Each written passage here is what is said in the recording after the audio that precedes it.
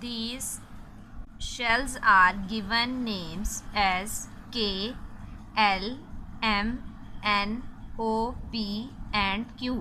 तो यहाँ पे इन शेल्स के नेम्स को अंडरलाइन करें और इन्हें अच्छे तरीके से याद करें। यानी न्यूक्लियस के पास जो पहला शेल होता है उसका नेम है के शेल, नेक्स्ट हमारे पास एल, उसके बाद M, N, O, P and Q. तो इस तरह से आपने इसे याद करना है। The shell closest to the nucleus is K, यानी पहला शेल न्यूक्लियस के जो बिल्कुल पास है उसका नेम है K shell. The shell next to K is labelled as L and so on. Next हमारे पास इलेक्ट्रॉनिक कन्फिगुरेशन की डेफिनेशन है, अंडरलाइन करें।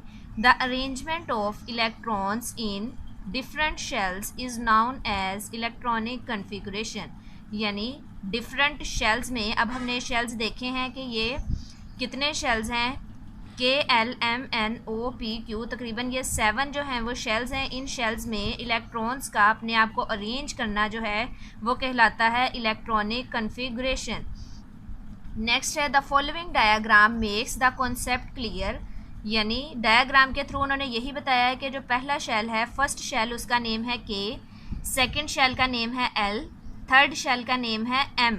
अब यहाँ जो आपने पॉइंट अंडरलाइन करना है जो वेरी इंपॉर्टेंट है वो ये है कि के शेल में कितने इलेक्ट्रॉन्स आ सकते हैं, 2। ज़्यादा से ज़्यादा कितने इलेक्ट्रॉन आ सकते हैं, 2 से ज़्यादा इलेक्ट्रॉन्स नहीं जा सकते।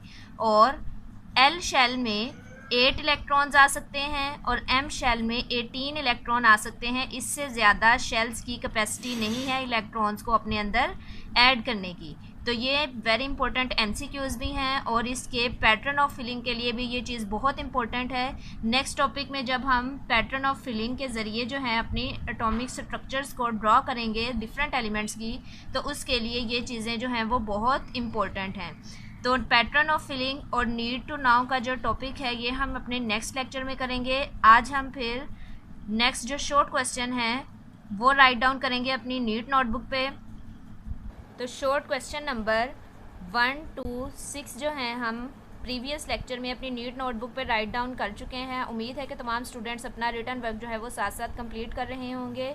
तो क्वेश्चन नंबर 7 है हमारे पास, how can valencies of an atom be determined from periodic table.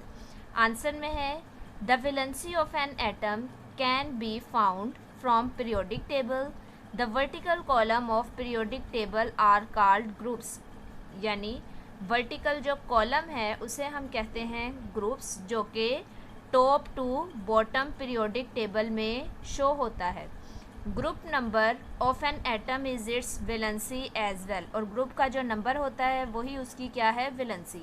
What is octet rule. Octet rule को डिफाइन करना है, elements tend to fill their valence shell. If valence shell is filled with 8 electrons, it is called octet rule. What is number of electrons in an atom whose atomic number is 14? अब यहाँ पे electrons के number हमने बताने हैं, जबकि उन्होंने atomic number जो है हमें बता दिया है 14। तो एटॉमिक नंबर जो नंबर ऑफ़ इलेक्ट्रॉन्स जो होते हैं वो इक्वल होते हैं नंबर ऑफ़ प्रोटॉन्स के, और जो एटॉमिक नंबर है वो क्या है हमारे पास, बेसिकली नंबर ऑफ़ प्रोटॉन्स ही हैं।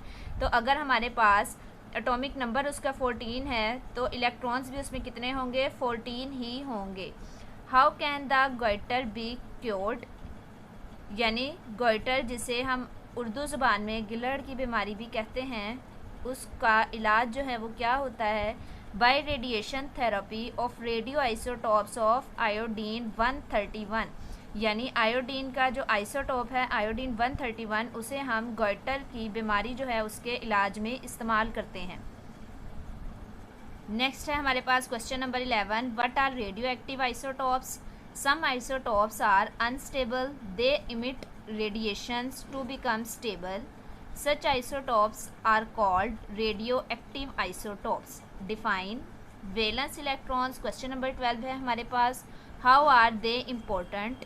Electrons present in valence shell are known as valence electron. valence कहते हैं बाहर वाला, यानी सबसे बाहर वाले शेल में जो इलेक्ट्रॉन्स प्रेजेंट होते हैं उन्हें हम कहते हैं वैलेंस इलेक्ट्रॉन्स।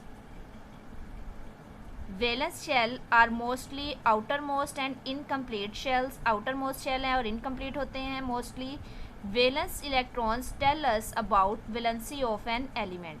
क्वेश्चन नंबर जो 13 है हमारे पास वो है draw and label 3 isotopes of hydrogen atom, यानी हाइड्रोजन एटम के हमारे पास 3 आइसोटॉप्स होते हैं।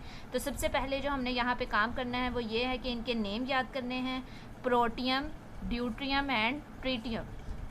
तो यहाँ पे सर्कल जो है वो हम 3 ड्रॉ करेंगे। तीनों में हमारे पास जो नंबर ऑफ इलेक्ट्रॉन है वो सेम है, यानी 1 1 1, और नंबर ऑफ प्रोटॉन्स और नंबर ऑफ न्यूट्रॉन्स जो हैं वो यहाँ पे थोड़े से डिफरेंस आएगा उसमें, यानी प्रोटॉन के नंबर तीनों में जो हैं वो सेम है 1 1 1। तो यहाँ पे प्रोटॉन नंबर को ड्रॉ करने के लिए या सर्कल बनाने के लिए हम डिफरेंट कलर यूज़ करेंगे। जैसे यहाँ पे मैंने ब्लू मार्कर कलर यूज़ किया है, like this and like this. और नंबर ऑफ न्यूट्रॉन को ड्रॉ करने के लिए या शो करने के लिए यहाँ पे मैंने ब्लैक पॉइंटर का इस्तेमाल किया है। जैसे फर्स्ट में आपको ब्लैक कलर का कोई सर्कल नज़र नहीं आ रहा, तो इसका मतलब है यहाँ न्यूट्रॉन्स प्रेजेंट नहीं है, 0 न्यूट्रॉन। सेकंड में आपको एक ब्लैक